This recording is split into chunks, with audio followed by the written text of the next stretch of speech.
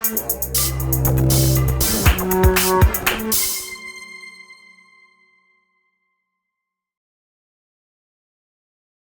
I want to move on now to talk about the theory of pushing in Yiquan, and this is leaving me with a little bit of a dilemma because I film loads of stuff on the heavy bag, sparring. That for me is like the most interesting content, and I want to be able to focus in those videos on really breaking down the technical details of particular kinds of movements that we want to learn about.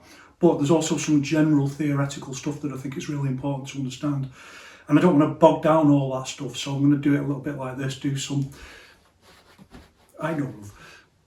some preliminary discussion of the theoretical foundations of the stuff that we need to look at. And this is a really interesting area anyway, but it's also where everything that you've learned before really comes into play. So everything starts to really knit together and you understand why it's so important to learn and understand all of that stuff that we've looked at before.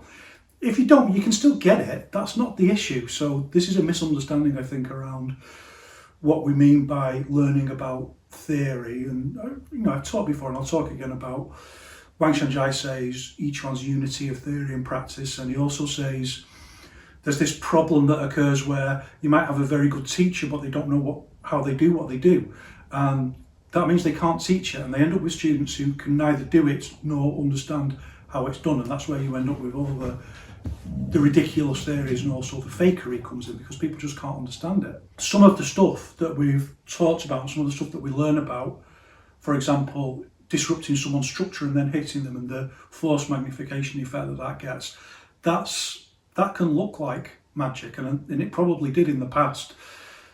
So people start faking it if they can't do it because they haven't got any understanding of it. So we've got to be really careful of that. By the same token, we've also got the reality that I'll talk about as we go along, that to make that kind of stuff work, that kind of guard breaking stuff that Wang Shanzhai was doing back in the day, is really difficult. You've got to engage with an opponent, you've got to have your hands on them to disrupt their structure, and that's not so easy. And the better the other person is, the harder that is to do, because you're going to get smacked in the face as you move in and try and do that. And that's why, as I've said before, Wang Shanzhai talks about this idea that certainly what was working for him was seeing each one as very defensive, waiting for the person to come in, which makes it a hell of a lot easier to put your hands on them and disrupt their structure. That requires understanding and theory of wider martial arts knowledge, the wider understanding in the fight-based community in the modern times. And that information isn't there, it isn't part of each one directly, it's part of the dialectic of each one. Quintessence movement skills and fight training and practice, up-to-date fight training and practice, those two things interlinked make up what is each one and what it is we're trying to do with each one and why it's progressive, why it moves forward, or at least it should do. So within that we have to have some theory, and actually, well, it depends how fast and how far you want to go. So people can get this stuff, but do you really want to take a lifetime to get it? That's not the point, is it? The point isn't to, yeah, okay, people can learn to do what I do, and that's, I suppose, different in what I do because I actually demonstrate what I'm talking about in sparring on the heavy bag and so on, so you can see it. The difference is the theoretical basis behind that. Actually, it's not that complicated. In fact, most importantly, most interestingly, to actually do that stuff is incredibly easy, and this is one of the key dialectics you've got to get your mind around in each one. The difficulty of doing simple things, how much training it takes to do something simple, and this is what we call each one's negative method, that it works from the top down. It works from the idea that you've already been socialized into bad movement, and you have to break through that. You have to release yourself from that bad socialized movement to be able to do what are actually quite natural, simple things. Now, some of those simple things are based on principles of science, but here's another really important danger area where people start merging the idea of traditional Chinese martial arts theory with science. And of course Wang Shanzhai does that, but sociologically you've got to understand that Wang Shanzhai is a man of his time, and that idea of fusing everything with science, a science of everything, is a very 19th century way of thinking. But there's also some truth in that. So there's scientific reasons why we do certain things, for example when we're pushing, but there's also a point where it just becomes mumbo jumbo. And the Wang Shanzhai student Zhao Daoxin talks about this, says, some people use lies taken from fairy tales. Some people use lies based on the frontiers of science. All these people talk about quantum physics and stuff like that. So it just becomes mumbo jumbo. And what you've got to look at is, well, where does this leave you? What skill set does it leave you? What skill set can these people demonstrate? So it's okay doing a big lecture. This is the problem with me doing stuff like this. Like, I always go on a tangent, I can't help it. But whenever I see someone who's got a chalkboard and they've got a Chinese character on it and they're, giving a lecture about the meaning and breaking down this Chinese character, I think, oh, come on, just start or hit a bag and then break it down. Don't start getting into all this, linguistic theory about it, unless it has direct relationship to the practical outcome. I'm not saying always, it's okay to be interested in that stuff, but if this is your core martial arts training, well, that's just all mumbo jumbo, because it's got to be based on practical, real outcomes. So this opens up some really interesting discussions around things that you've probably heard people talking about in the wider Chinese martial arts community around pushing. And one of the common arguments or statements that people will make is that, oh, that's just pushing, in response to something that they've seen. And that always tells me a lot about where that person's at, where they're coming from. In some cases, it's someone who is just pushing and then they've pretended that there's something more going on. So either to explain a ridiculous effect, like someone's hopping away or flying back from like a little push, or it's someone who's just pushing and is just making out that it's something more than a push. So then on the other side, we've got this kind of discussion about, well, Farley is just any kind of trained movement, usually like an explosive movement, like a punch or something like that. So if someone just does a push, it's like, yeah, well, that's not it, is it? That's not really what we're talking about. So there's this variation around these discussions, and I think, well, none of those are really, they're not on the same page as the kind of stuff that we've developed in Yiquan, where there's a broad spectrum that goes from Farley at one end of the scale through to, let's say, just bracing against a car and pushing it at the other end of the scale. And here you've got to bring in your theory that we've been looking at before, and it's theory that makes complete sense once you get it. And you can see it, and I'm going to demonstrate it, and I've demonstrated it before, but I'm going to demonstrate it a lot more on the heavy bag with different kinds of pushes and punches. Remember that there's two core types of Farley. One is what we might call gap Farley. It doesn't matter what term you call them. So this is something else that people have got to get over. It doesn't matter to use a Chinese term. What matters is the physical thing itself. Han Yiquan, Wang Shangjai's student, says one of the problems with Wang Shangjai, or one of the problems that he faced, was he didn't have the technical language to explain the things that he was talking about. Words didn't exist for these things. And this happened when my coach was teaching us, and he's saying, like, what's the name for this in English? And we're like, there's no name for that in English. And even a concept as simple as the qual, the pelvic area, doesn't really, the idea of pelvic area doesn't really capture that concept. So it's fine to have these terms straightforward. It's the things that they refer to and your ability to do them that really matters, obviously. I'm not saying there's anything bad about wanting to immerse yourself in another culture. That's absolutely fine. And I know myself, that's all part of it, of course. He says wearing a kind of Chinese themed top. This is it actually in my regular, it's in my regular clothes that I wear for work. I can wear stuff like this for work. I'm very privileged. So we have gap Farley on one end of the spectrum, and that's where there's a very small space, usually about a Chinese inch, which is about that big, traditional Chinese inch, and that's the space within which Farley occurs. And that's why Wang Shangjai says everything important happens within the space of an inch. He doesn't mean that you're very close to someone, that everything's close range. This is what happens when people's theory is completely disconnected from practical ability, fight training, bag work, thinking about it partly in scientific terms and partly in practical fight training terms. And you shouldn't think about practical fight training terms solely in scientific terms. It's craft and science are not the same thing. You just end up, as Wang Shangjai himself said, you just end up not understanding what these concepts mean because you can't relate them to actual practical use that you yourself have developed. And this is why no one really understands each one much beyond their highest ever attained level.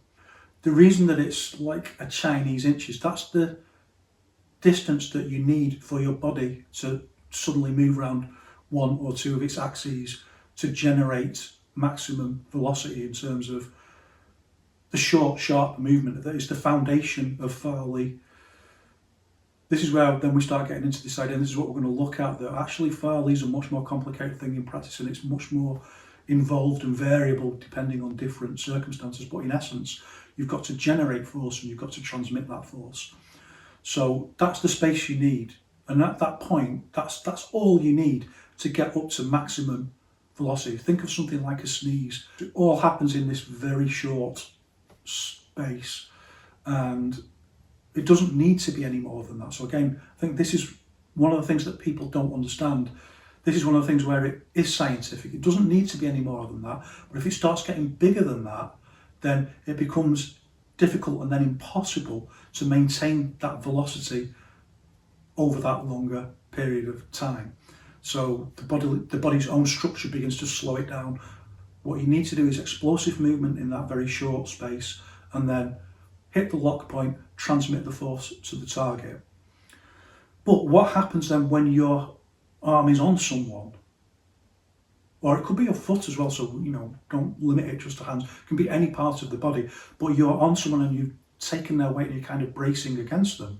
You haven't got that gap. So that's where we use what we call brace Farley, where you're bracing against weight. And what you've got to do, you've got to take that gap and you've got to put it back in the body. And particularly, imagine someone's pushing against you. So yeah, you can, I'll talk about in a moment, you can create that gap, but the other way of doing it is brace Farley, where you move that tiny gap back into the body with higher level structural articulation, and then you release force. You create that gap in your own body's movement. And that's perfectly scientifically straightforward. And these are the two extremes. And of course, they never perfectly work out like that in reality, because you've got an opponent who's moving and you're moving. So you could be doing gap Farley and they move in on you, then all of a sudden they stop that, your ability to use that gap. Or you could be using brace Farley and they pull away. Or there's other things you can do. So if you look at Chen Ziqiang, famous Chen Tai Chi master, where he's does this kind of very aggressive push hand stuff, and he loves this hit with the shoulder. So he'll brace against your chest with his shoulder, and then if you look carefully, he'll pull back and then he'll hit again with the shoulder. So he's creating gap Farley. So you can get away with that in a split second. You can get away with that posture, and he does get away with it. Whether you could get away with it against higher level opponents is a different question. People who've got a better posture, can't say stronger because he does it against people who are much bigger than him, but people who've got better structure and technique, but you can get away with it for a moment. If you hit back fast enough before they can get momentum kind of falling into you, then you can get away with that.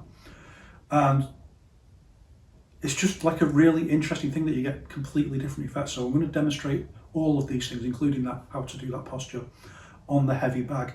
And I'll show you that for exactly the same amount of actual physical movement, exactly the same amount of force, you get a very different effect either on a person or on a punch bag. Anyway, we'll come to all of that. The important thing is that we use both of those techniques in Yiquan all the time, but the best type, I don't want to say the highest level because they're all really difficult, but to use this type that I'm going to talk about is the highest level, and it's the most effective and it's the most useful in terms of actual practical fight training, because you have to move in, usually in fight training, to engage with someone. Now, obviously, we've got wrestling and stuff like that, and once you're in a wrestle, that's a different category of idea. But if it's like a self-defense concept where you want it to be over fast, you've got to move in and make something work fast. This is where this idea developed from in Yiquan. And this is what we can call hybrid Farley. It doesn't matter what you call it. The point is that it's a hybrid between gap Farley and brace Farley. And brace Farley, of course, it looks very much like a push. In fact, it is a push, but it's a push using Farley. So when people say, oh, that's just a push, I think, yeah, that just tells me where you are in your own personal development, because you don't understand this idea of brace Farley, that it's not about whether you're in contact with them, because with brace Farley, you remain in contact with them much longer as you release force, and then try and ping them back, and I'll show you how you do that on the bag. And technically that's a push, so people are judging it by how long you're in contact with the opponent or the object, and that's not what determines whether it's Farley. It's the explosive movement using structural force. Not that we should think about Farley even in those kind of simplistic terms. We should think of it as a holistic thing that involves multiple different factors. But the hybrid type of Farley is where you, as if you're doing gap Farley, you release force. Let's say a punch is the easiest way to do it, because this is one of the best ways of using this technique, where you release force in with a punch, and then as you hit the target, then you immediately transition into brace Farley as you feel the weight of the opponent against your fist. Then you transition into the brace Farley, so you extend the length of the Farley. So from being that Chinese inch, that's the first bit that gets you in, and then again into the gap Farley, and then once you hit and push in, then into the brace Farley, and you make that Farley posture like 2 Chinese inches. And this increases the volume of the posture, so it increases the power of the posture. And that's the most advanced kind. That's in terms of fundamental basic Farley, if you can get that, then that's where you start getting really dramatic effects when you push people or push a bag, let's say. Bag's the better example because a bag's not rooted or anything like that, so you can always kind of get that effect and demonstrate it on a bag.